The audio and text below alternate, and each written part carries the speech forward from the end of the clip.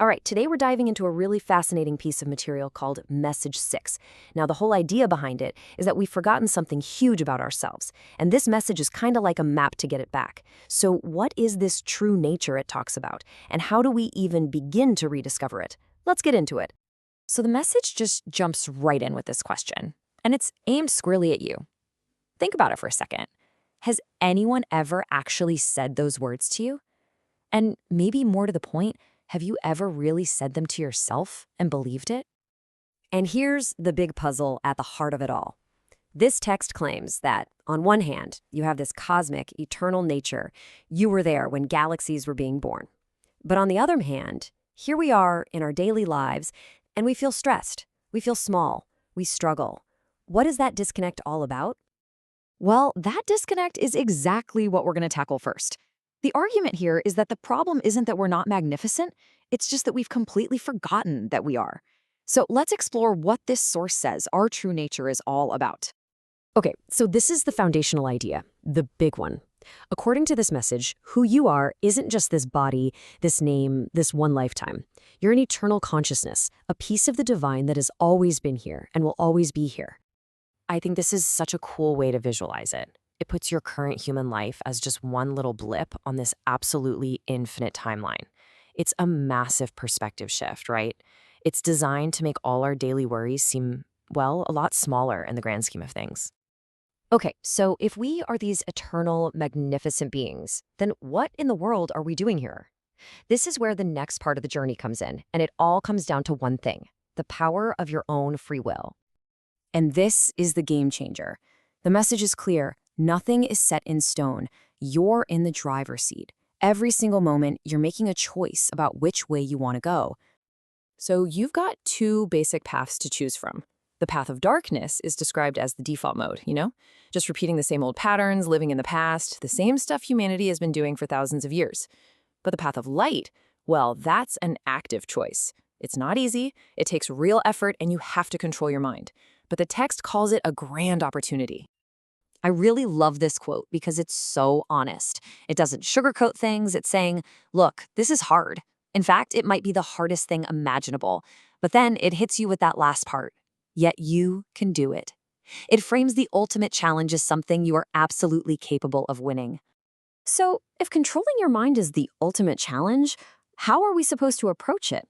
Well, the source gives us this amazing metaphor to work with. What if life is basically a video game? And it asks you straight up, which level are you on right now? And this isn't meant to be a judgment. It's just an invitation to kind of check in with yourself. Are you stuck on a boss battle? Are you grinding on a certain level? Are you ready to level up?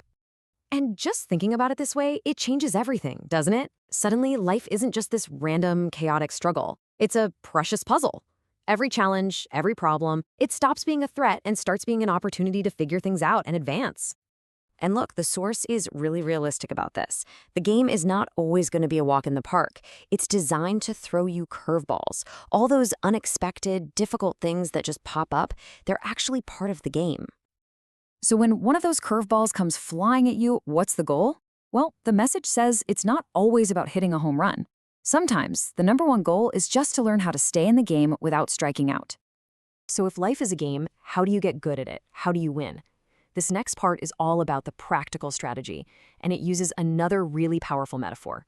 Your mind is like a garden, and you've got to tend to it. These are basically your skills, your power-ups that you need to cultivate to get to the next level. Kindness, love, compassion, patience. And I love this last one, a divine sense of humor. That's right in there as a key to leveling up. And here's the simple daily practice it suggests. Think of it like a workout for your mind. Step 1, you've got to spot the weeds, the negative thoughts, the fears. Step 2, you make a commitment to pull those weeds every single day. And step 3, you water all the good stuff, the flowers you want to grow, with gratitude. And what's the payoff for all this inner gardening? The source says it's this incredible shift in how you see the world. You start finding real, deep joy in the simplest things, like just watching birds fly by. Things you might not have even noticed before. Okay, so we've been focused on the individual game, but now the message zooms way out, because this isn't just about you winning your game. The big idea is that as more and more people start to win, it triggers a collective evolution for everyone. And it brings us back to that fundamental problem we talked about earlier, the darkness. These patterns of anger and hate, they're not new. They are ancient cycles that have been on repeat for so much of human history.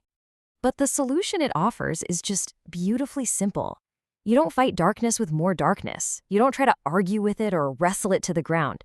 You just introduce light. You bring in kindness, compassion, understanding, and the dark just fades away. And this is a picture of the end game, the final level that we can unlock together. A world where our differences aren't just tolerated, they're celebrated, where work feels like play, where we finally start solving the big problems and reach for the stars. And it all starts with each person choosing to tend their own little garden. Now, the source itself totally gets that this whole vision might sound a bit, well, unbelievable. It even calls it a grand fairy tale. And by admitting that, it kind of meets you where you are, acknowledging any skepticism you might be feeling. And so after this whole journey, through galaxies and video games and inner gardens, it all comes back to this one simple personal reminder. It's not a command, it's not a statement of fact, it's more of a question left for you to answer. What would change in your life, right now, if you really, truly believed this was who you are?